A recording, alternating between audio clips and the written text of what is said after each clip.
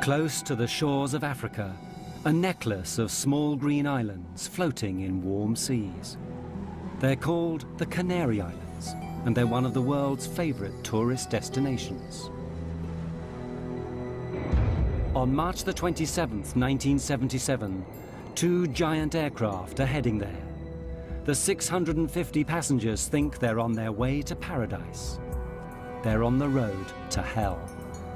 KLM 48. Their planes are diverted to a small airport on the island of Tenerife. As the day goes by, it becomes more and more choked with planes, and a thick fog sets in. Tension mounts. Passengers and crew are impatient to get to their final destination. We're going. Adam 1736, report. Runway clear. Okay, we'll report when we're clear. Clear then. What do you say? Is it clear the Pan Am? Oh, yes.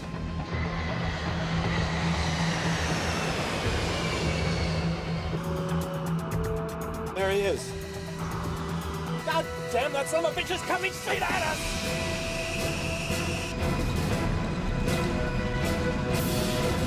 God damn.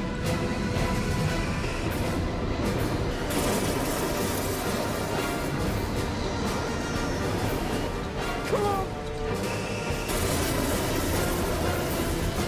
Come on! Get off! Get off!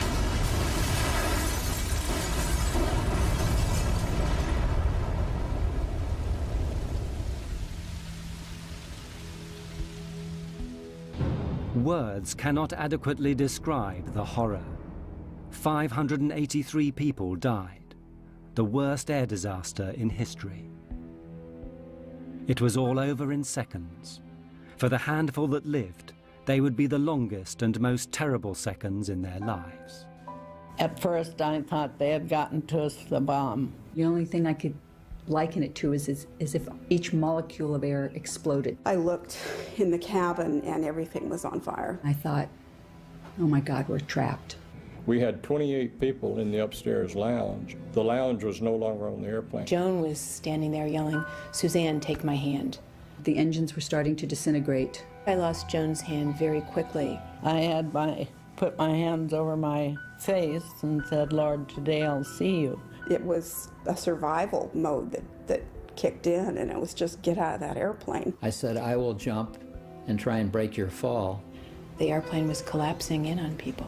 I immediately thought it was total destruction. Well, I felt so responsible because I couldn't take care of my passengers, and so helpless in looking back and knowing that there's nothing you can do. You can't get back in the aircraft. There's no way to get in it, and it's all on fire.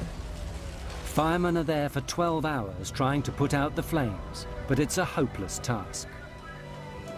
As the news spreads around the world, everyone wants to know, how could two state-of-the-art aircraft possibly be on the same runway at the same time?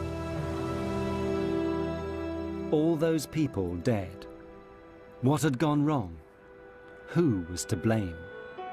Only later would they discover the chain of coincidences, mistakes, and misunderstandings that had led to the biggest disaster in the history of aviation.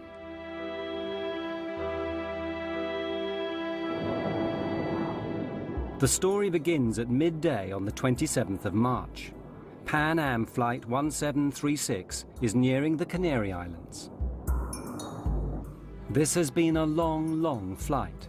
The plane left Los Angeles via New York the afternoon before. Now the passengers are tired, looking forward to journey's end in the Canaries' capital, Las Palmas. So, you guys been to the Canaries before? You guys ever visited the Canary Islands? Yep. I had a great time there. Golden beaches. Oh. Grilled fish. Midnight swims. I could do with that. But this is the first time I've been routed this way. Me too. It's gone quickly. Yeah. And this particular flight was one of the first ones that was what we named a fly cruise trip. Most of the passengers were retirees. Their destination was Las Palmas. Then they would board a cruise ship and do a 10-day cruise. and then come back, and then they would be picked up again and flown back to the United States. What no one has told the passengers is the Canary Islands have their own local brand of terrorists. They're determined to get independence from Spain, which actually owns the Canary Islands.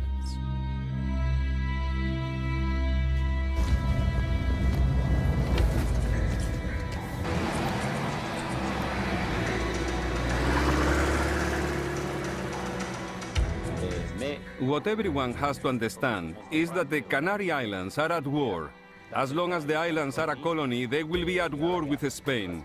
If the Spanish government doesn't agree to our three conditions, we'll launch full armed combat and will fight to the very end. Continuerons la lutte jusqu'à la fin.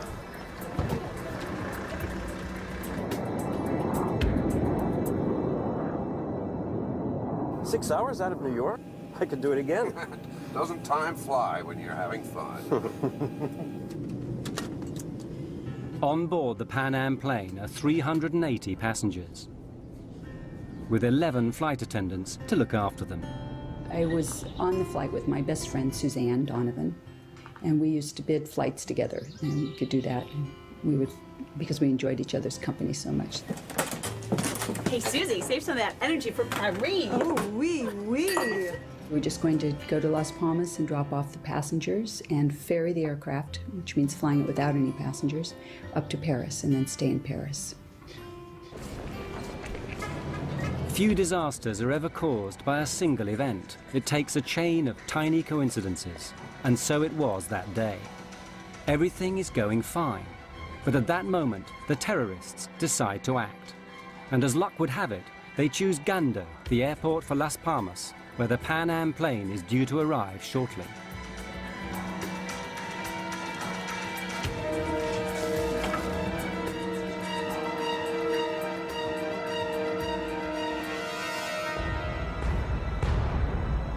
Just ahead of the Pan Am is another jumbo jet from the Dutch airline KLM. It too is heading for Gando Airport with 234 Dutch holidaymakers. The captain of the Dutch plane is Jacob van Zanten. He's KLM's star pilot. It's his face that appears in adverts all over the world. Van Zanten is so senior, he hardly flies anymore. When he's not in the photo studio, he's in a simulator training young pilots, like the man in the next seat, Klaas Meurs. He'd personally given Meurs his license, something which Meurs is not likely to forget. You're just now looking at the arrival information for Gando? Yeah, I'll program in the alternates as well. We can do the briefing anytime. For future reference, I don't like to leave it this late in the flight, okay? I was just rechecking the procedures. No TAMs to worry about here. Good. Thank you. The Dutch passengers are looking forward to journey's end too, but not all of them are going on holiday. 3 are young tour guides who actually live in the Canaries. They've been back to Holland for a seminar and are now returning to their work. It's true. Back in Holland. Yeah. But I'm glad to be getting back to sunny Tenerife. I mean, how many people can say they have banana trees in their back garden? Yeah, well, a week was just good enough for me. I don't know why they send us back to Holland for those seminars. I mean, really, it's not as if we learn anything. We're not going to suddenly sell more package deals. Hey, we got a free trip home to see our families. I'm not complaining. Well, why don't we celebrate our return to this sweet life and paint Las Palmas town right tonight? Yeah. You both up for it? 3 of us went to Holland for a week. It was a kind of holiday and work. I lived in Puerto de la Cruz. That's a small village in northwest of Tenerife. Yvonne was traveling with me. Walter was traveling with us. And it was nice to see your colleagues every year. It was a very nice atmosphere on board and a very relaxed atmosphere. There are many families on the plane taking an Easter vacation break. Among them, 53 children.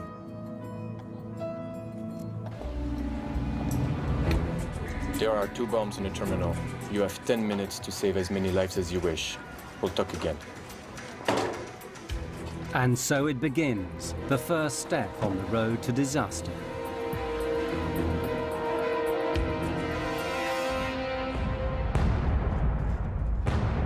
On the Pan Am plane, they know nothing of this.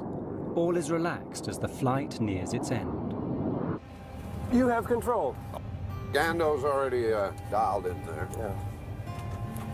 Crew, Gando, Las Palmas Airport in 45 minutes. Ah, sí. Gando, Las Palmas Aeropuerto. Hombre. Ah, hand me the arrival info, would you? For the passengers, a welcome sight. The flight attendants beginning to tidy up in preparation for landing.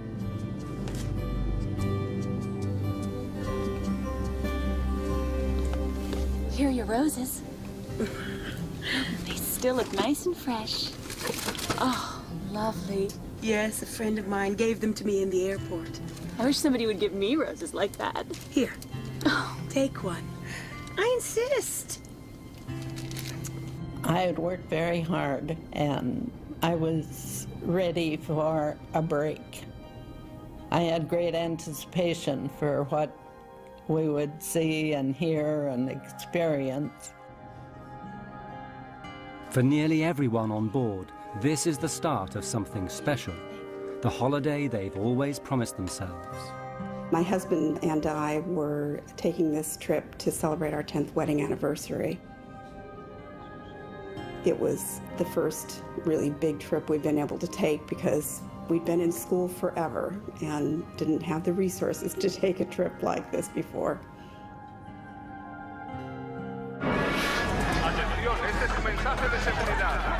Please leave all your belongings behind and exit immediately. All passengers must leave the terminal immediately. Attention all passengers. Leave all your belongings and exit immediately. All passengers must leave the... At Gando Airport, the terrorist bomb explodes, badly injuring a shop assistant. Luckily, she's the only victim so far. Approach. Security here. We've had an explosion in the terminal and we've been told to expect another. We've got to close the airport now. You need to divert all inbound traffic. Of course, right away.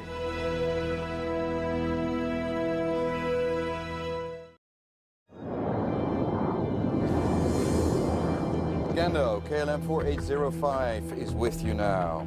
Flight level 350, inbound, request approach. KLM 4805 Gando, the airport is closed. Divert to Los Olivos Airport via Tenerife VOR. Descent flight level 250. Well, how do you like that? I'm in serious danger of missing my dinner. 250 for you now. 50. This diversion is bad news for the Dutch pilots. They're only allowed to fly a certain number of hours, and they still have to get back to Amsterdam.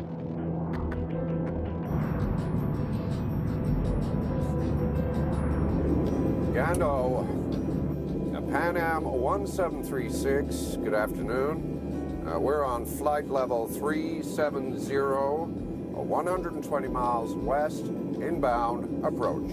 Pan Am 1736 Gando, the airport is closed. Divert to Los Olivos Airport via Tenerife VOR. Descent flight level 250. We filled her up at New York. Ask them if we can wait. What would you say, George? 2 hours up here? 2 hours easy. Gando, 1736 requests a hold over Las Palmas. We have enough fuel to wait about 2 hours. Negative, sir. I say again, the airport is closed. We had an explosion in the terminal. There's already a long line of aircraft in front of you. Expect holes at Los Olivos. Contact Canaries approach now on 118.5.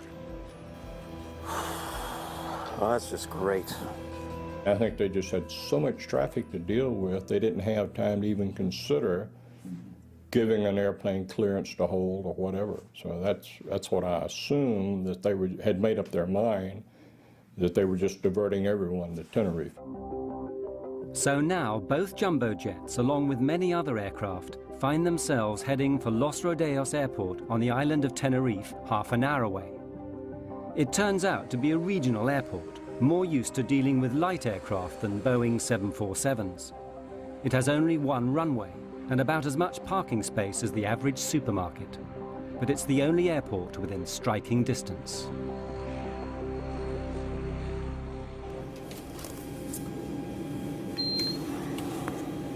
Ladies and gentlemen, this is Captain Grubb speaking. We've just been told by air traffic control to land at Tenerife, which is about a half-hour flying time from Las Palmas. Apparently, there are some difficulties in the airport. We're working the radios up here to see if there's a way that we can get you over to Las Palmas just as soon as we can, on the ground. I'll let you know when we have some more information on that. Thank you for your patience. When they made the announcement that we were not going to be able to land right then at Las Palmas, mostly I was frustrated because it had been a really long trip, and I was tired, and time changes and this and that. So I guess I would say the chief feeling was frustration and sadness that we couldn't immediately disembark and get on a boat. People were not happy about this because it was not a good omen. You know, it was not a good omen having this take place. For the air traffic controllers at Los Rodeos, it's not good news either. It's Sunday and they're short-staffed. In the tower, there are only the two of them. Enough on a normal day, but today there threatens to be as much traffic as a motorway on a bank holiday Monday. What are they thinking? What do they want? That makes 4 planes already and 2 747s on the way. So what have we got? Pan Am 747, KLM 747.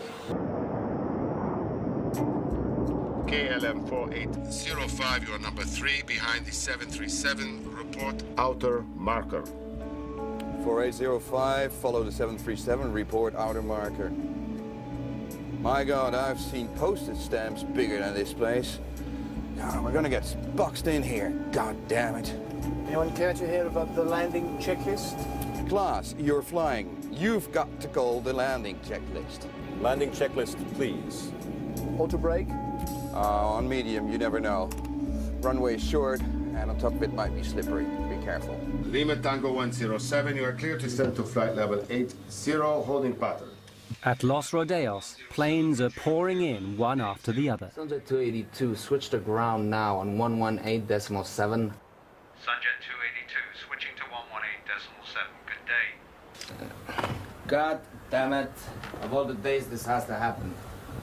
Just when Spain is going to teach Hungary a lesson in football. I don't know. For sure it's bad timing. How are we supposed to get all these planes down? That Sunday, the two controllers find themselves thrust into a situation that's way over their heads. Los Rodeos had never seen so many big aircraft all at once. Contact standby for taxi clearance. Sunjet will take your place. You can begin your taxi just after it passes behind you. Brake, Spantax, hold on. Hey, say, where are you going to put the KLM? Next to the breathing 737. No choice. Still waiting for the Pan Am 747. Yeah, but that's 2 large carriers. It won't be easy to handle. You got to leave some room for these other planes that want to roll. Pan Am 1736, leave level 230 now for level 120, call back crossing 180. The Pan Am plane begins its approach. 1736 cleared to flight level 120, report crossing 180. The passengers are fed up. After 13 hours in the air, they're wondering when it's all going to end. Say, why the diversion? Is anything wrong at the airport? Oh, no, just a slight technical difficulty. It'll be cleared up in no time. Nothing serious? No, nothing to worry about. At the back of everyone's minds is, how long is this diversion going to last? Is it going to jeopardize their cruise? Will they miss the boat? Their tour guide reassures them. Hello, everyone. This is Beau Moss speaking. Ladies and gentlemen, our cruise ship, the Golden Odyssey, has got its engines running and will, I've been told, come out to pick us up if this delay should continue. So it will be just a few minutes longer. Please bear with us.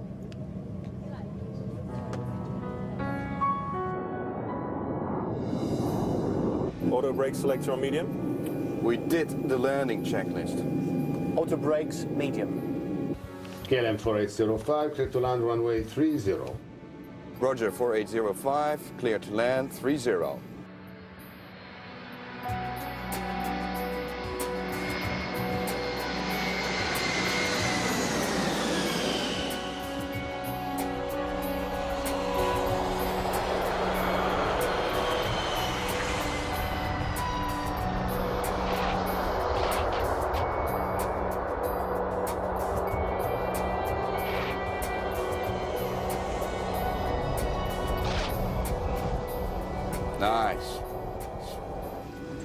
clever kiss landing. Nice and smooth. Grandma didn't spill her tea.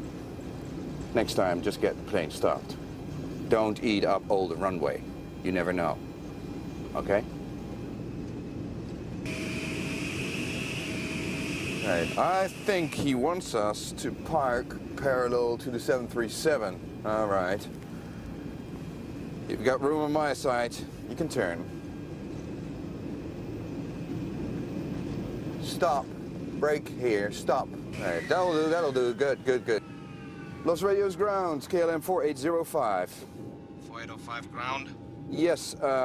Any idea how long we're going to be here? Negative 4805. We're waiting for the word from Gando. Well, then, we need to get our passengers in the terminal so they can be more comfortable. How many passengers do you have on board? 273 passengers. I'd rather not have them in here moaning and complaining. Roger, we're sending a passenger bus. Thank you. But this might only take a few minutes. Or it could be hours. You want to tell them to stay in there? The controllers are now stuck in the middle of a traffic jam, the likes of which have never been seen before at this airport. The tarmac is getting bumper to bumper. Miguel, take a look at this. Make it fast, man. We already got 2 aircraft blocking Charlie 1 and Charlie 2. The only option is to start lining them up down here. Not everyone's gonna make that turn onto Charlie 3. I already thought about that. We can squeeze the Pan Am 747 through here. How do you get them out if we ever do get them out? We'll have to backtrack them. Taxi down here, turn around, take off. He's gone, do the next one. We'll be here all night, you know that, right? Or you can go out there and pave us another runway. Maybe I do. Rodeos approach, Pan Am 1736. There is some method in their madness. Sooner or later, they'll have to get all these aircraft out again. Since all the taxiways are blocked with aircraft, what they propose to do is to use the main runway as a taxiway instead. The planes will take it in turns to taxi down to the far end, turn round, and take off. Ladies and gentlemen, we apologize for this delay. While the flight crew... The Dutch plane waits on the ramp. Its passengers should be spending this afternoon on the beach. Instead, they learn they're going to spend it hanging around the departure lounge of a small airport. No. We're going to visit another airport first, Los Rodeos. Then we'll be going to Las Palmas. Okay? Los Rodeos. Yes. Go on. Let's get your shoes on. It is weird. Robina, Walter and Yvonne actually live and work on this island. So when they eventually get to Las Palmas, they'll have to get another plane to bring them straight back again. Well, maybe we could get off here. Yeah, and what about our bags? You're so materialistic. Just because you want to see Paul doesn't mean the rest of us have to. Rubina wants to see her boyfriend Paul in Tenerife tonight, not spend it in Las Palmas. I miss him so much after this week in Holland. I could skip Las Palmas, to be honest with you. We're moving. Let's go. Hi, see you.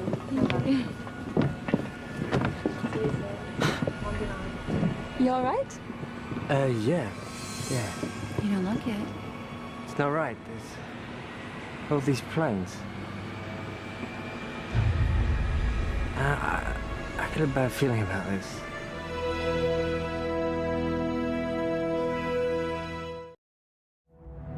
Because of a terrorist bomb explosion, dozens of planes have been diverted to a small airport on the island of Tenerife in the Canaries. One of the first to arrive is a KLM jumbo jet. Its passengers are taken to the terminal. But what with those arriving, those departing, and those, like the Dutch, who are in transit, the little terminal is becoming overwhelmed.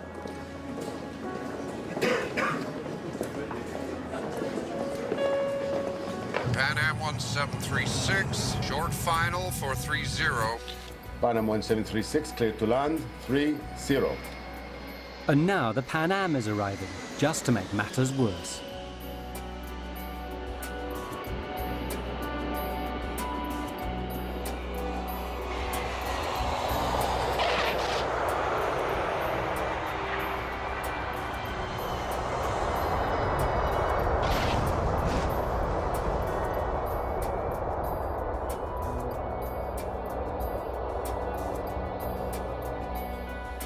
1736 at the end of the runway. You have a follow me for taxi instructions. Have you got him inside?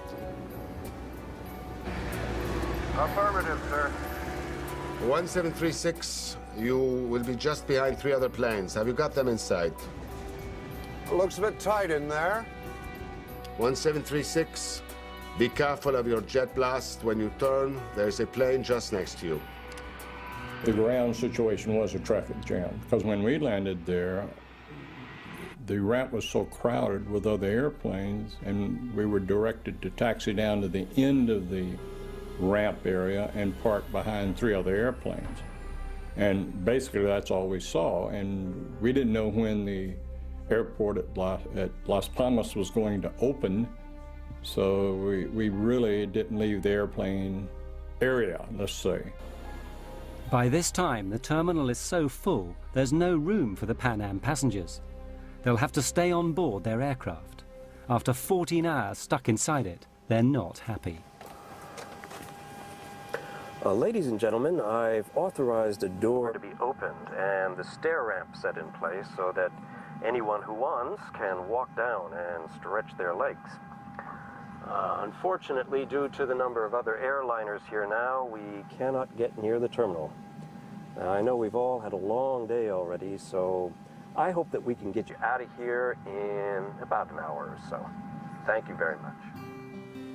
They actually allowed us to get off the plane and just to walk downstairs and stand on the tarmac, stretch our legs.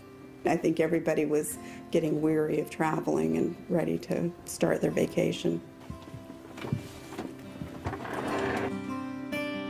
They opened the doors to give us air and we could look out. It was cloudy and overcast. It kept darkening down and was not nice, like we had hoped it would be. Everyone had been expecting tropical sunshine. Instead, it's damp and misty with clouds as far as the eye can see.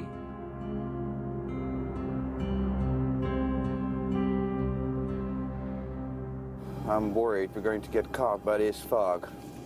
All we need now is for them to close down that runway. Yeah, we need them to get a move on, or else we'll be spending the night here, and then hello duty time limits. Any idea of how much longer we've got before we need to get another crew down to take over? Yeah, well, it says here that the company time limits are 10 hours of flight and an amplitude of 13 hours, and that's with 1 stopover. But if there are 2, it goes down to 9 and 11. But we're allowed to ask for derogation. Jesus Christ, who writes this stuff here? I'm going to back time from when we have to be back at Schiphol to stay legal, right?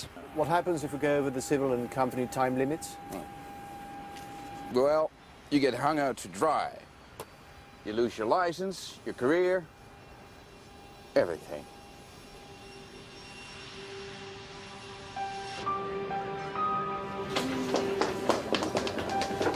That's it, it's all settled. We can stay here in Tenerife.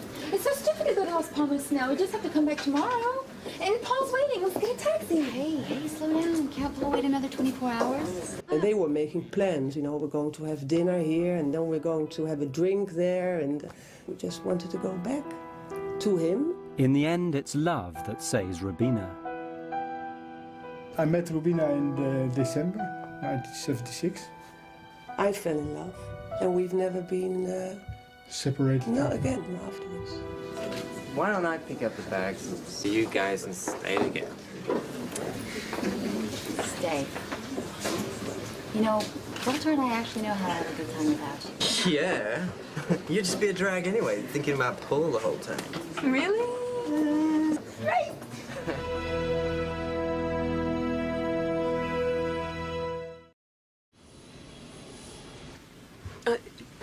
Excuse me. Is everything all right? Yes, we're all right. I am a bit peckish, though. Maybe we could get something to eat. I'm sorry. There is nothing left on board. Maybe just a cup of coffee and a biscuit? Not even that. I'm sorry. I really am.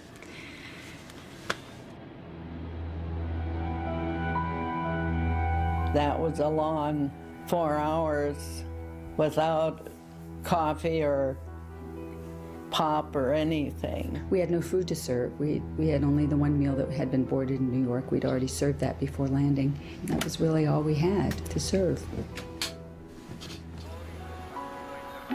In the tower, the two controllers are also getting fed up. All the aircraft are in now, so there's nothing to do except listen to the football on the radio and worry. Clouds are gathering over the airport. Looks like we might have a campana. Yeah, these clouds are ready to jump down. A little more coastal wind, a drop in temperature, and we'll be covered in clouds. Better get a move on or they won't be taking off. Rodeos, Gando. Rodeos, go ahead. Gando to Tenerife ATC, we've just reopened.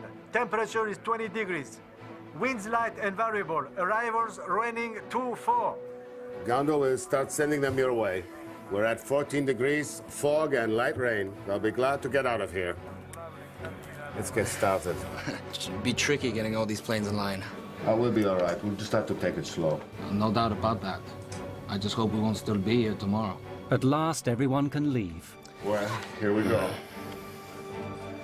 To all aircraft, Gando is reopened. You can ask for startup and clearances at your discretion. Ladies and gentlemen, may I have your attention, please? Gando Airport has reopened. Your flights will be reboarding shortly. Please make your way back to the gate as quickly as possible when your flight is called. Thank you for your attention.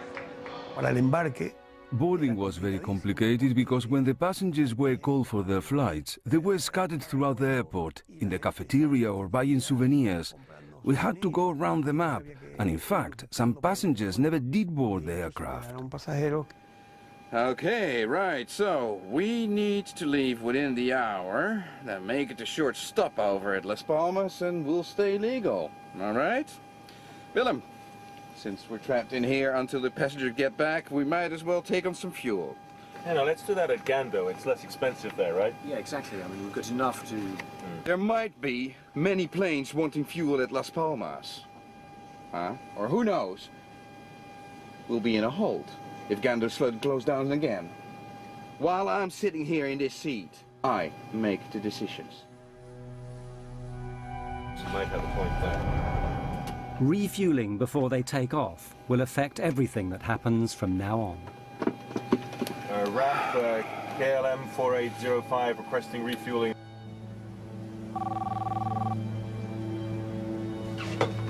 Yes?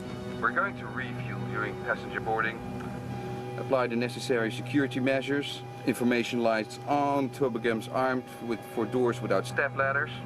And do you know when we will be in the air again? My crew is starting to wonder about their shift time. Tell them whatever they like. I'm trying to save us some time here, okay? Certainly, Captain.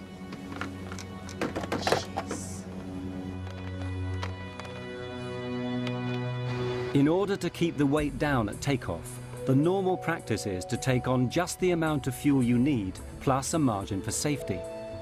But the Dutch captain takes on 55 tons, enough to get him not just to Las Palmas, but all the way back to Amsterdam. That decision will have unexpected consequences for everyone. KLM 4805, passengers continuing to Las Palmas, announcement. Inside the terminal, all the passengers are called to rejoin their flights, but 2 Dutch children are missing. They've slipped outside to explore. You go this way, I'll go check the bathroom. Let's meet at the gate in 5 minutes. all right. Meanwhile, Robina is trying to get off the KLM flight. Although I do understand your wish to stay. Yes, so this is where I'm coming tomorrow, so there's no point in me going all the way back to Las Palmas. Yes, I guess this is just against company rules, and as much I would like to help you, I'm afraid you must take this pay. I guess you can't change the rules just for me. But there's no harm in trying, right? Have a nice day. Thanks. KLM might not be willing to bend their rules, but Robina decides to bend them anyway. Problem? Kind of. Why? But I'm staying anyway. They'll just have to arrest me. I'll pick up the bags for you. Thanks. I'll walk to the door with you guys so that my friend here thinks I'm taking the plane. Let's go. Come on.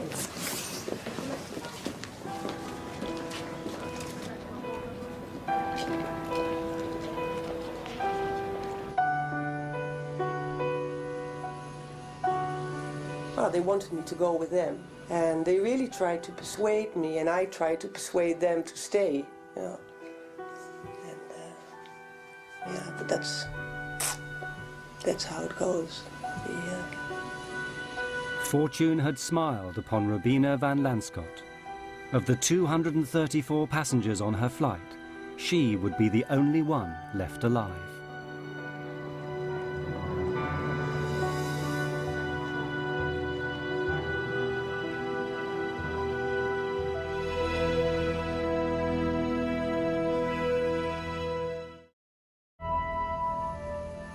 The temperature is 14 and falling. The dew point is 12, not a good sign. The visibility is going to drop like a rock. Weather. Hi guys, it's Fernando. What's the current visibility? Got it. Keep us posted if it changes, okay? In the meantime, we're going to let them go. The controllers need to move quickly before the weather closes them down. But some planes can't move. Rodeo's ground. Pan Am 1736 request clearance. Las Palmas latest weather and taxi instructions. 1736, there's a delay for you. The KLM in front of you is refueling. Oh, come on, let's try to get around him. But there's going to be a revolt back there if we don't get moving soon. Ground, we'll try to sneak past him here. The Pan Am captain does his best. He starts his engines and tries to squeeze past. But a 747 is nearly 200 feet long. It's not built for squeezing. Damn, not enough room. George, why don't we get a breath of fresh air and take a look?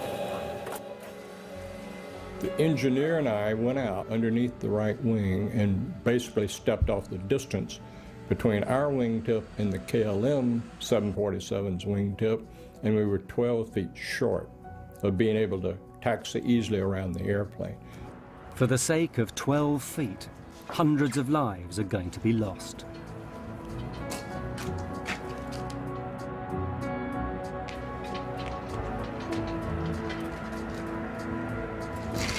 Did you notice that when we were coming in? The volcano, amazing, isn't it? Legend has it the devil himself lives on Mount Teide. 12,000 feet, highest point in Spain. It's always in the clouds. You must get socked in here all the time. Yeah, warm, moist air comes screaming across the Atlantic, hits this island, gets cooled down, and wham, you're in the soup. And the tourists start screaming. KLM 4805, this is Pan Am 1736. What's on today? We're stuck behind you guys. Have you got any ideas to what time you'll be rolling? 35 minutes. KLM out. He hung up. Oh. Nice man.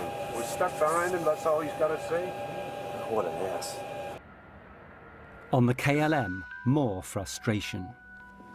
That's the count. We're missing 4. It must be the family from row 33. All right. I'll let you tell the captain.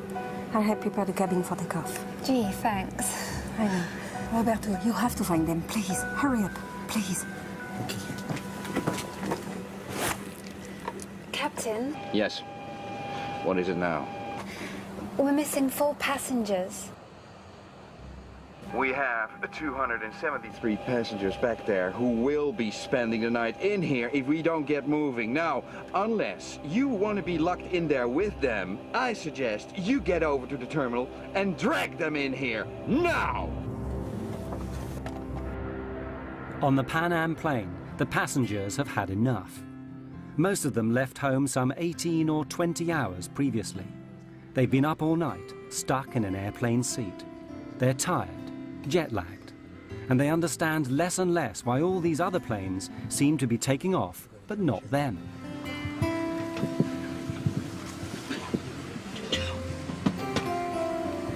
My friends, I know it's been a trying afternoon for all of us, but when we are finally on board the Golden Odyssey, you will be pampered day and night.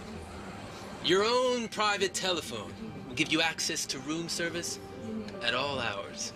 A twist of the button will give you just the right temperature. Queen-size beds will make you forget these airplane seats.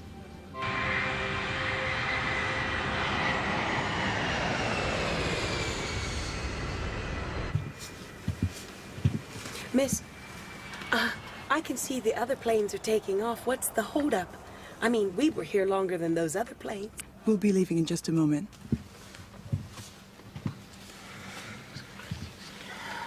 Keep thinking of Paris, I guess. You can keep thinking about it. Yep.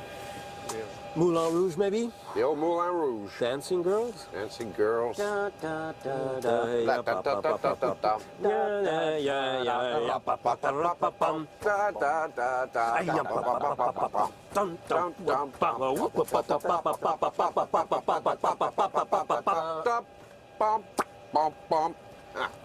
You ever get there? We get there. Around about this time, the ground controller, Roberto, manages to find the two missing Dutch children. Where have you been? Come on, hurry up. They're only waiting for you to take off.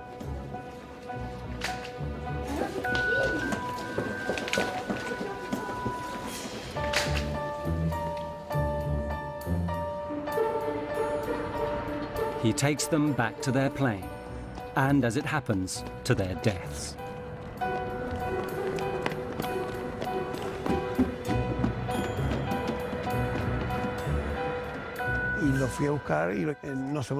I'll never forget that. If I hadn't found them, they'd be alive today. But was it destiny?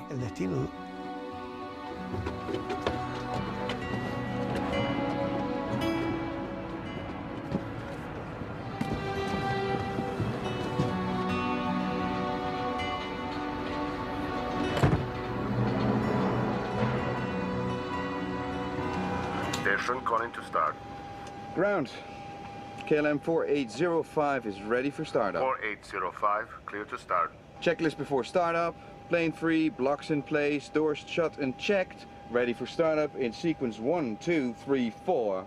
Affirmative, ready on 1. The KLM pilots start their engines one by one and prepare to go back out onto the runway for takeoff. If the weather were good, there'd be no problem at all. But everything is changing rapidly, and for the worse.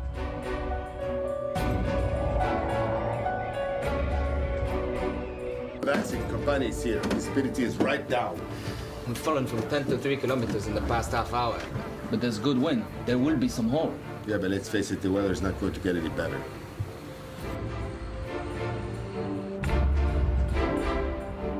Approach 4805 requires backtrack on runway 12 for takeoff on 30. Taxi straight ahead to end of runway and make a backtrack. Roger, make a backtrack. 4805 is now on the runway.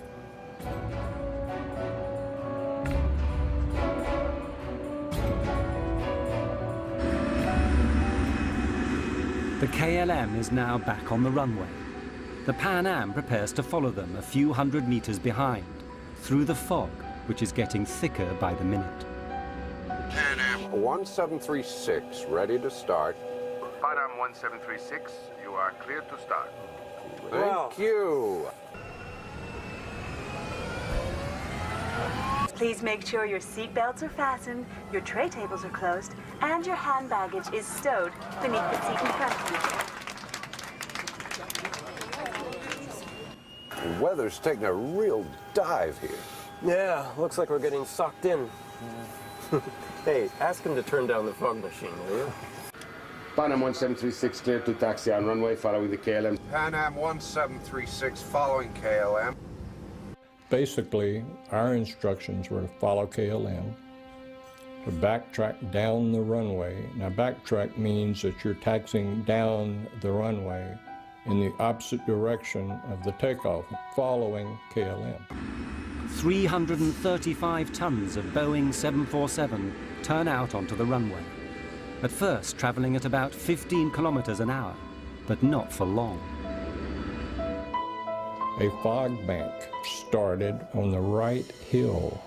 This particular airport is situated between two fairly big hills.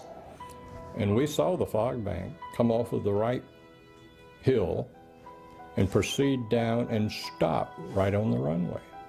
So our visibility went from unlimited to 500 meters. We lost sight of the KLM airplane. I'll have two planes tailing on the runway. Keep some healthy separation. Visibility is dropping every second. Yeah, they can't see much out there. They certainly can't. The KLM plane is groping its way through fog.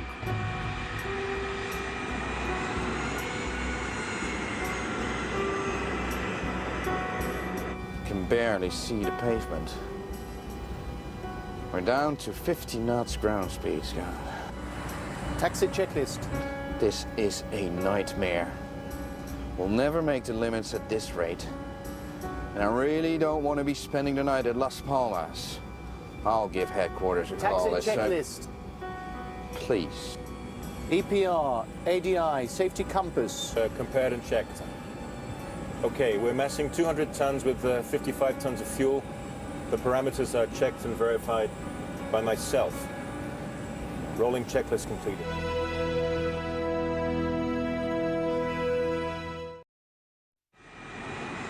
The two aircraft are following each other on the same runway, but no one can see a thing. Everyone is nervous, especially the American pilots.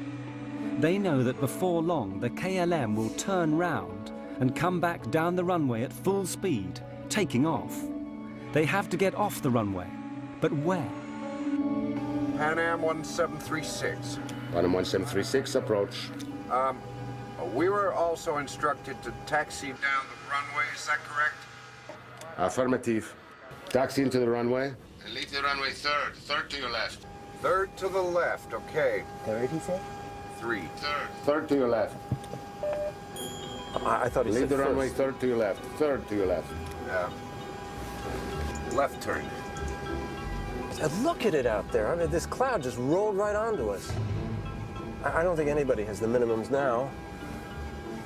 In a 747, the pilots are more than 10 meters off the ground. It's very difficult to see out. And it's built to fly, not to drive down a highway in thick fog, trying to find an exit. Tell me what you think, George. No. We've got centerline markings only. We need 800 meters visibility if we don't have the lights. Anytime you get a low visibility, such as that, on the back of the approach plates, you have the runway information. It gives you the minimum visibility you must have to be able to take off. We turned our charts over and it said RVR, minimum 700 meters visibility. So we assumed that with that, he'd just given us 500 meters. We couldn't take off.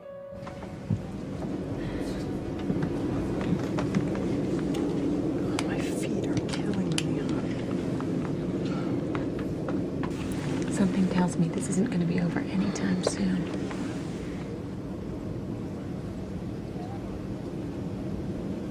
KLM 4805, how many taxiway did you pass? I think we just passed Charlie 4 right now. Okay, at the end of the runway, make 180 and report. Report for ATC clearance. Okay, sir. Tell me, is centerline lighting available for 4805? I don't think so. Stand by, I will check. The Pan Am is still traveling along the runway behind them, but very slowly now, because the pilots are confused. They thought they might have misheard the controller. Did he say the third exit, or was it the first? The first one was a 90-degree turn. Yeah, okay. This one down here is a 45. It must be the third. But this third exit seems to be an impossible turn for a 747. There must be some mistake. The logical exit is the next one, Charlie 4. It's only a 45-degree angle and leads to where they want to go. I'll ask them again. Would you confirm that you want Pan Am 1736 to turn left at the third intersection? The third one, sir. 1, 2, 3. Third one. 1, 2. Good, well that's what we need, right? The third one. Uno, dos, tres. All right. 1736, report runway clear. Pan Am 1736. We couldn't see any taxiways. We couldn't see barely the center line of the runway we were taxiing on, but we knew that the 45-degree angle to the left was the taxiway we were supposed to take.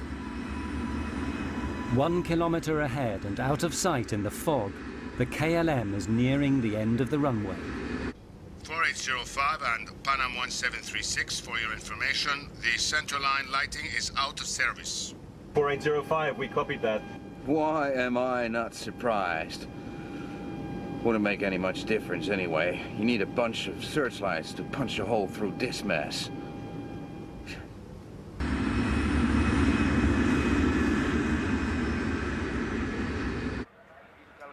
Back in the control tower, things are becoming stressful too. For several minutes, they've been unable to see either of these two big jumbo jets on the runway. They don't have ground radar like a big airport. To all intents and purposes, they're working blind. I lost them. I can see no visual contact. I hate working like this, blind when the planes are on the ground. Even they don't know where they are. They're doing well, I mean, there's good separation distance. Pan Am 1736 approach. Position, please. 1736, just checking that. That's the 45 there. Yeah? Yeah, that's this one here. Yeah, I know. Okay, the next one is almost a 45. Yeah, but it goes, but it goes ahead. I think it'll take us to the taxiway. Yeah, just a little bit, yeah. Okay, for sure. Maybe he counts these as 3. Oh, I like this. On the KLM, Captain Van Zanten knows that he is now very close to the minimum visibility for takeoff. There's a good chance he's going to be trapped on the ground, forced to spend the night at Los Rodeos. Not an enticing prospect. Christ, bloody weather. Class, give me takeoff speeds. Yeah, okay, the V1 will be 120 knots and the VR is 135 knots. I'm preparing the frequencies, 139 and 138.7. Lights on. Affirmative. Strobes as well. Of course, the people in the back have no idea about any of this. The way that everything is clicking into place. That's it. Just one last hop and we'll be there, okay? Goody. Is it going to be a long holiday? Just like last year.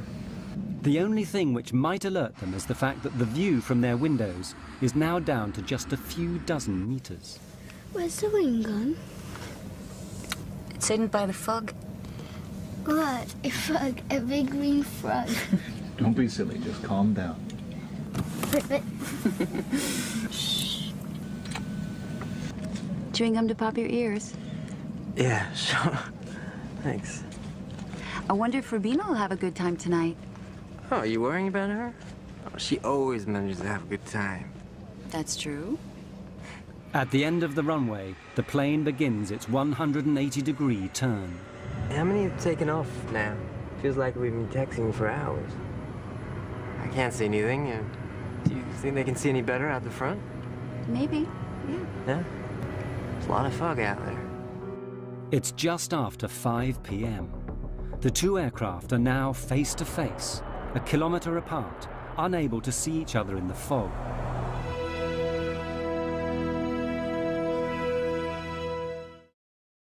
Okay, we're on the numbers now. Can't be far from the threshold. You can just about see the white center line. I've left the body gear on to help you turn around. I've got 8 greens on the undercarriage. Wipers on. Lights are on. I said wipers on. All right, there you go. Okay, we have 700 meters visibility here now. Wait a minute. We don't have ATC clearance. I know that. Go ahead, ask. KLM 4805 is now ready for takeoff. We're waiting for ATC clearance. KLM 4805, you're clear to the Papa Beacon. Climb to and maintain... ATC clearance is the route the aircraft intends to take once it's left Los Rodeos. But it's not permission to take off. That has to be obtained separately. Las Palmas VOR. Roger, sir. We're cleared to the Papa Beacon, flight level 90. Right turn out 040 until intercepting the 325. We're going. No! Stand by for takeoff, I will call you. And we're still taxiing down the runway. Pan Am 1736. Pan Am 1736, report runway clear. Okay, we'll report when we're clear. Thank you, 1736. He asked us, were we off the runway? And I responded back, negative. We are still on the runway, but we will report clear of the runway. That was the last thing I said over the radio. Let's get the hell out of here. Yeah, he's anxious, isn't he? Yeah, and now he's in a rush.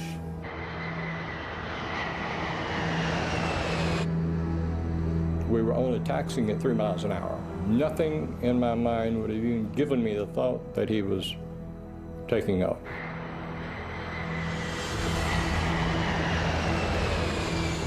Isn't it clear then? What do you say? Isn't it clear that Pan Am? Oh, yes. The die is cast. With every second, the KLM is going faster and faster. At the same moment, the Pan Am reaches the number 4 exit and begins to turn off the runway. God damn, that son of a bitch is coming straight at us!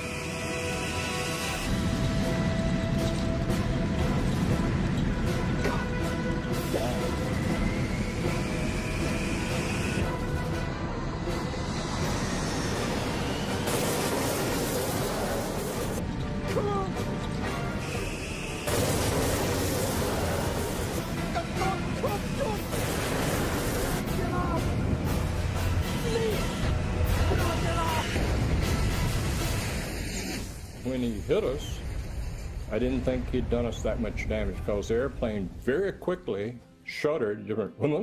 The first thing was this huge, loud noise, and the only thing I could liken it to is if each molecule of air exploded. That's the way I thought of it afterwards. It just was so loud. At first, I thought they had gotten to us the bomb, and it came up and slammed down. The lights went out, and flames came through.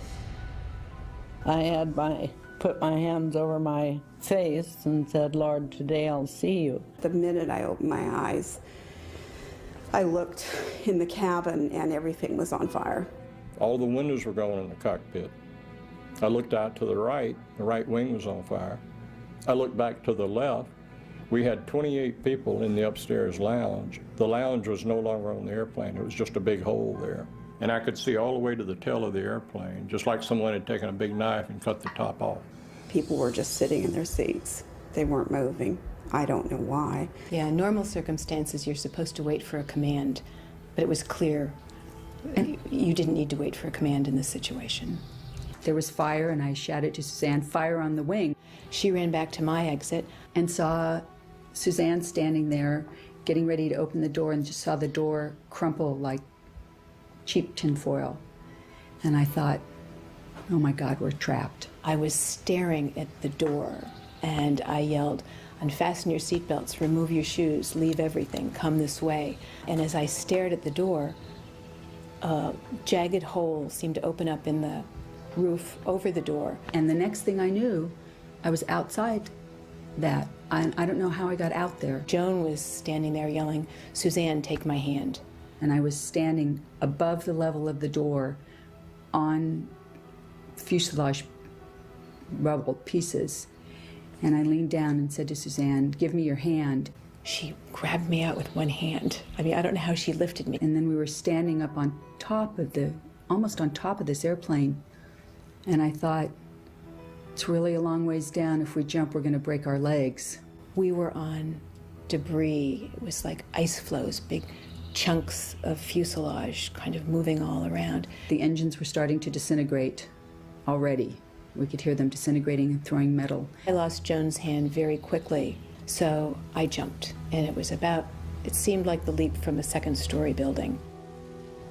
The captain He elected to jump down in the first class section of the airplane, and when he hit the first class floor, the floor collapsed and he fell on down into the cargo area. It was so hot that the oxygen bottles exploded and burned him very badly, as a matter of fact. It was a survival mode that kicked in, and it was just get out of that airplane. I didn't stop to think about how it happened. I went to where the door would have been, and I left my wife seated, and then it came to me, what am I doing? Where's my wife? So I turned around and she was coming, and I said, I will jump and try and break your fall. My husband was sitting to my right, and I undid his seatbelt and kind of pushed him out of his seat to get him moving. And we headed for the door that was closest to us. And it was engulfed in flames, and there was no way to exit that way. I looked over, and at some point, someone had opened the other door, which was amazing to me. And I just yelled over here and headed toward the door on the other side, which was, again, the wing door. In the haste to get out of the burning plane, Karen became separated from her husband. He died in the flames.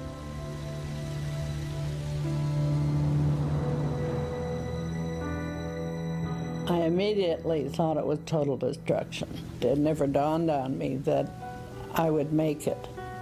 But I thought, hey, you know, do something. Don't just sit there, do something.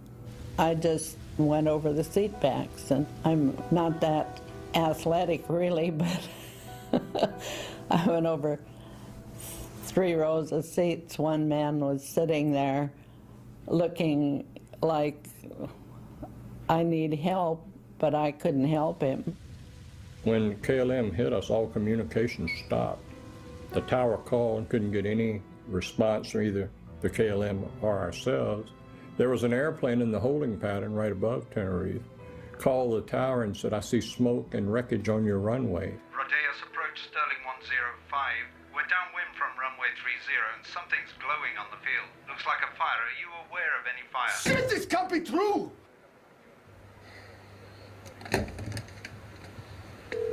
Come on, come on! Come on, come on!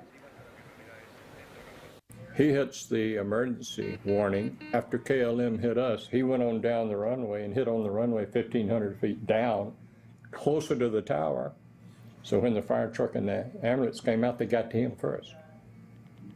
So no one came to us for quite a while. As a matter of fact, I remember thinking, I wonder why somebody hasn't gotten out here to help us.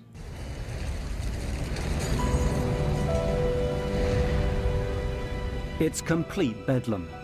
In the fog, the fire trucks don't know where to go. When they eventually find the Dutch plane, it's hopeless. Everyone's dead. And the whole time, they don't realize there's a second plane a short distance away, hidden in the mist, with people waiting to be saved. It's another 20 minutes before the Pan Am plane is discovered.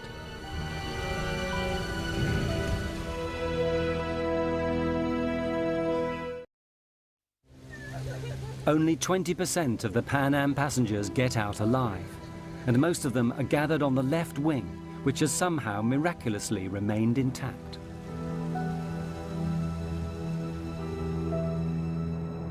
The entire left wing of the airplane was covered with passengers.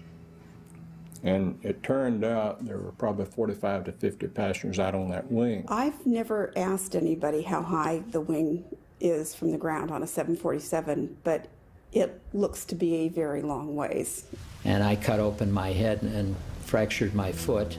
My wife jumped after me, and she said, I cannot walk. And I dragged her on her side for probably a block and a half away from the plane. The motors were going full tilt, and I didn't want to get over where the motors were, so I sat down by the body of the plane. I had no comprehension at that moment that I would be jumping off the wing and In the debris, you knew there were trapped passengers and people, and there was absolutely nothing you could do to help because the airplane was collapsing in on people. Only one door was opened by a crew member, and that was one of the black flight attendants who did that. And she lost her life when the engine disintegrated and debris hit her. And I thought if we could just walk around to the other side of the plane, we would find all of the passengers and our other fellow crew members, which of course wasn't the case. Even 20 minutes after the disaster, the controllers in the tower still have no idea how serious things are. Departing aircraft.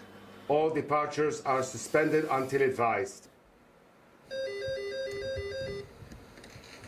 Hello. My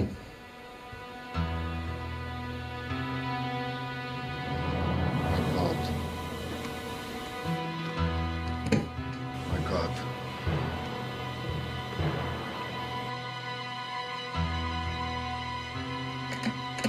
I'll get local fire out of here. Notify the ambulance. We have an emergency. We need every vehicle they've got.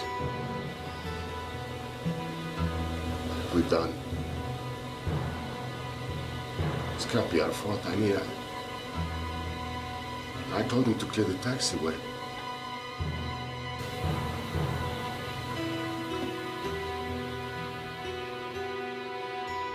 When I got out on the ground, I could hear people screaming and yelling and all. Within about 5 minutes, you heard absolutely nothing. There was no noise at all, just the airplane burning. I asked one of our medical directors later on what he calls that, and he said that when you have a fire that hot and that much of a fire, it consumes all of the oxygen in there and people basically suffocate. I felt so responsible because I couldn't take care of my passengers, and so helpless in looking back and knowing that there's nothing you can do. You can't get back in the aircraft. There's no way to get in it, and it's all on fire. Of the KLM plane, very little remains. It had continued flying for another 400 meters before slamming into the ground. The 55 tons of fuel it had taken on ensured that everyone on board died in the fiery explosion. It was personal vehicles, cars and trucks that seemed to come onto the grass and gather up people. About 75% of our surviving passengers got to the hospital in taxicabs. It was a wild, crazy ride as we were going to the hospital. The skin was hanging on both hands because I had received burns, but it hadn't affected my eyes. I had blood all over me, and I walked up to somebody and said, "I'm a doctor, can I help?"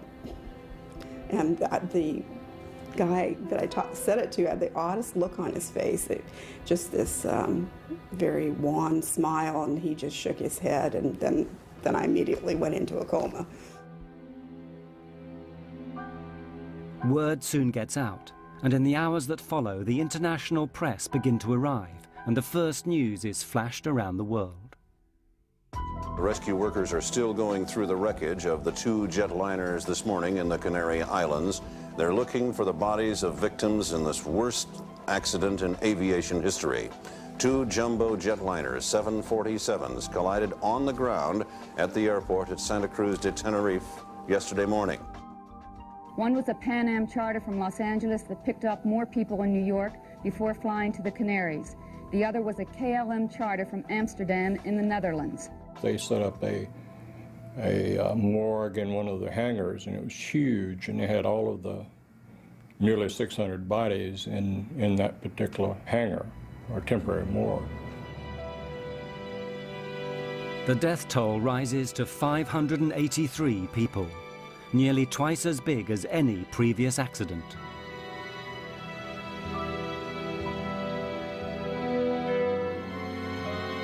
And then everyone begins asking the same questions. How and why could 2 state-of-the-art airliners smash into each other on the same runway?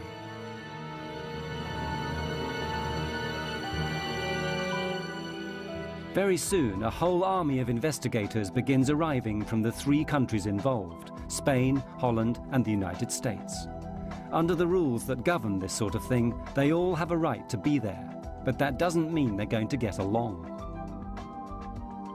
In Spain, the military still runs everything, including aviation. When the American team from the National Transportation Safety Board arrives, the Spanish general in charge won't even let them into the room. I sneaked in and I went to the general and told him, the general, my name is Luis Carmona. I represent the U.S. government, the NTSB, and I am here to participate in the investigation. He answered back to me, I represent the king and you get out. So as I was walking out, he looked at me again and he said, hey, you don't look American. And I told him, well, yes, I am an American, but I was born in Cuba. And he said, well, so did I. I was also born in Cuba. So he turned around and he asked me questions and asked me to bring my team in, and we started doing the accident investigation then. The investigators discover the chain of coincidences that had led remorselessly to the deaths of 583 people.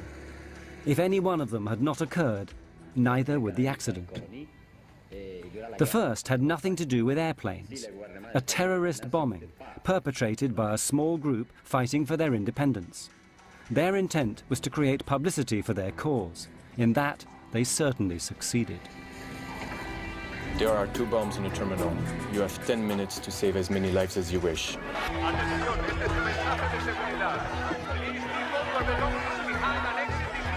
The airport is closed. Divert to Los Rodeos Airport via Tenerife VOR. Descent flight level 250. Because of the bomb, all air traffic was rerouted to Los Rodeos Airport on the neighboring island of Tenerife. But it's a small regional airfield with only 1 runway. A 747 can land there. The runway is long enough, but that's all.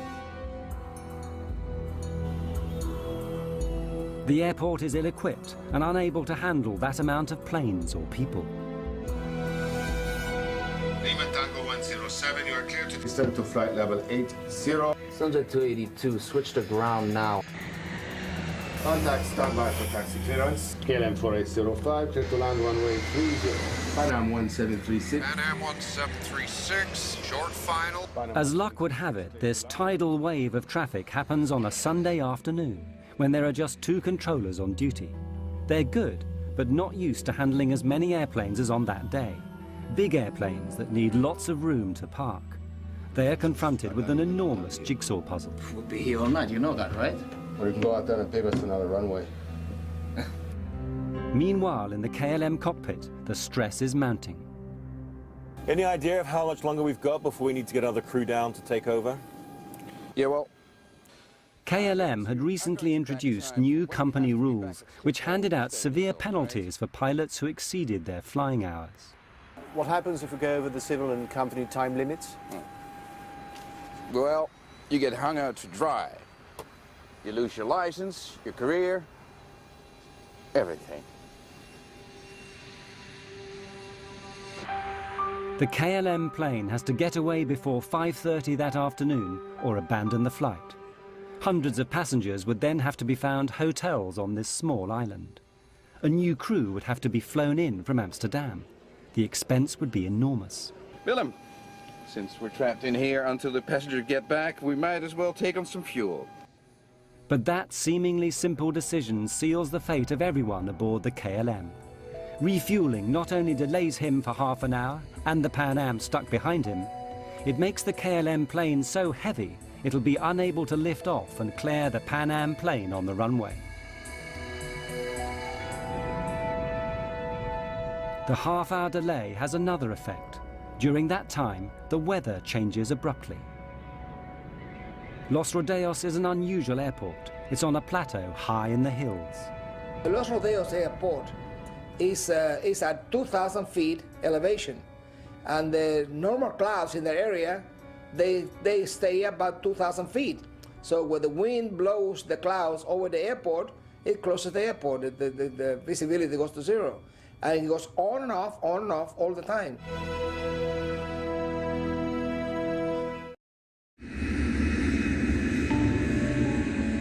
Unfortunately, for an airport that's constantly lost in fog, Los Rodeos is ill-equipped to deal with it. It has no ground radar so that controllers can see where the planes are. In fact, the facilities are downright primitive. When he was not, they had a person sitting in a building next to the runway, and he just took a visual measurement of the weather, and that's how the weather was checked. And that's about all. In the fog that day, both aircraft are invisible to the controllers. I lost them. I can see no visual contact. There are no runway center lights working either. Visibility is on the borderline of what is safe. In fact, as far as the Pan Am crew is concerned, it's below the legal minimum, so no aircraft can take off. Look at it out there. I mean, this cloud just rolled right onto us. I don't think anybody has the minimums now. But the Dutch are working to a different set of rules. The scene is all set for a disaster. What will actually trigger it? The Dutch investigators thought they'd found the reasons. God damn it. Of all the days this has to happen. Just when Spain is going to teach Hungary a lesson in football. The controllers, they say, were listening to the football on the radio. Perhaps their minds weren't on the job. Furthermore, their bad English had confused the pilots. Taxi into the runway. Leave the runway third. Third to your left.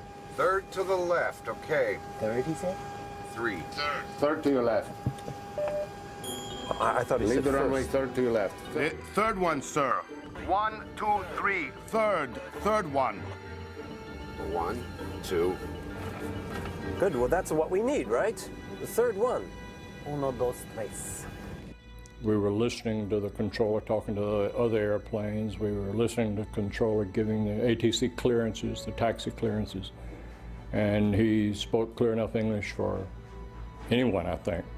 So I'd have to say no, I don't think the controller was involved at all. I don't think he had any fault at all in this accident. 1736, just checking that. That's the 45 there. But the Dutch haven't finished yet. Yeah, that's this one here. Yeah, I know. They make an even more controversial claim, one that provokes a blazing row, that the Pan Am plane had caused the accident by being on the runway when it shouldn't have been. They hadn't followed orders to turn off. Okay, for sure. Maybe he counts these as 3. Oh, I like this. They were going to taxiway 4. He was instructed to go on 3, but he had to go 4 because taxiway number 4 was the one that had 45 degrees, and it was easy for the 747 to access it. We said, confirm which taxiway you want to take, and he says, the third on your left, 1, 2, 3, the third on your left. And here again, I still believe this. I think he had seen us go by the first one, and when he says count 3 more taxiways, the third, 1, 2, 3, we were doing exactly what we thought he meant for us to do, and I still think that's what he meant for us to do. It was the logical taxiway to take. Whether they should have taken the third or fourth exit became largely irrelevant anyway, because it became clear that Captain Van Zanten had made one of the most elementary mistakes a pilot can make. He'd taken off without permission. We have 700 meters visibility here now. Wait a minute. We don't have ATC clearance. I know that. Go ahead, ask. KLM 4805 is now ready for takeoff. We're waiting for ATC clearance. KLM 4805, you're clear to the Papa Beacon. The KLM is given its ATC clearance, which is simply the route it must follow after takeoff. Now, it must wait for permission to take off. 325 radial at Las Palmas VOR. Roger, sir. We're cleared to the Papa Beacon, flight level 90. Right turn out 040 until intercepting the 325. We're going. But why didn't his crew stop him? It's very difficult for a co-pilot or a flight engineer to tell the captain, hey, look, you missed something. Tenerife exposed a problem that had long existed in commercial air travel. The pilot was regarded, and often regarded himself, as God. The captain is always right. He's never wrong. No junior officer was ever going to contradict the airline's top pilot, the man who'd given him his license. Panam 1736, report runway clear. Did you clear that? What do you say? Is it to clear the Pan Am? Oh, yes. Captain Van Zanten, highly stressed, knowing that he has to take off or abandon the flight. His crew, aware that he's done wrong but frightened to tell him. Disaster is now inevitable. God damn.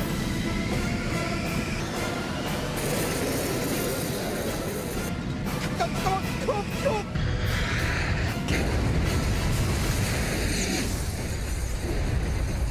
The official report is written by Spain. It blames the accident on Captain Van Zanten's decision to take off without permission. The Dutch refuse to accept it. They publish their own report, blaming language difficulties and the general confusion at Los Rodeos.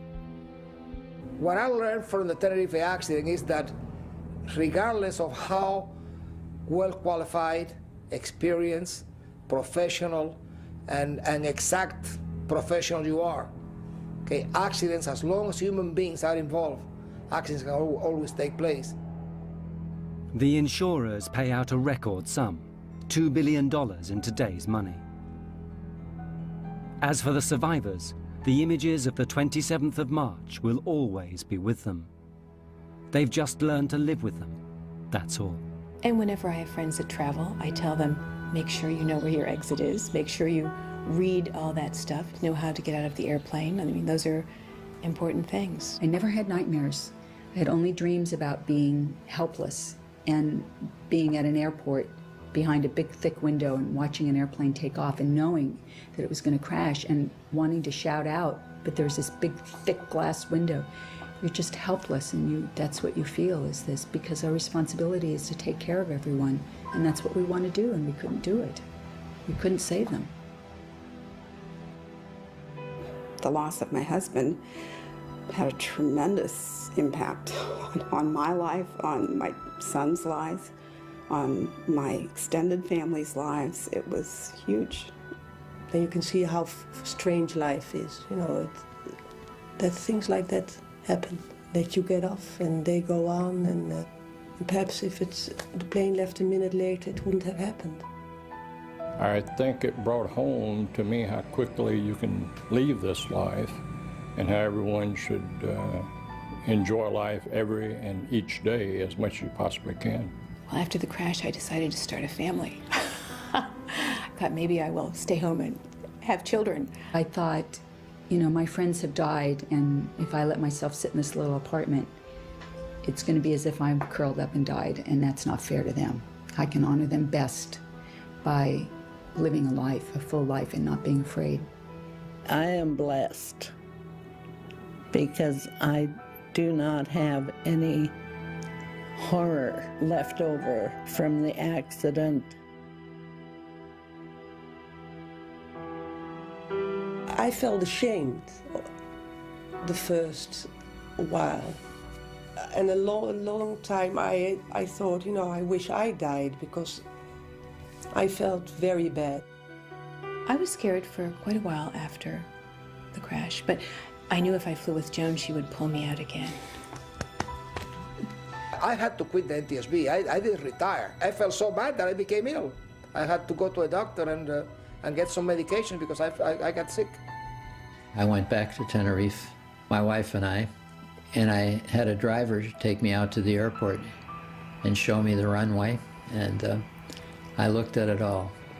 I did it all over again. And then I went back and took the Golden Odyssey steamship from the Royal Cruise Line to sort of complete the situation which I had missed.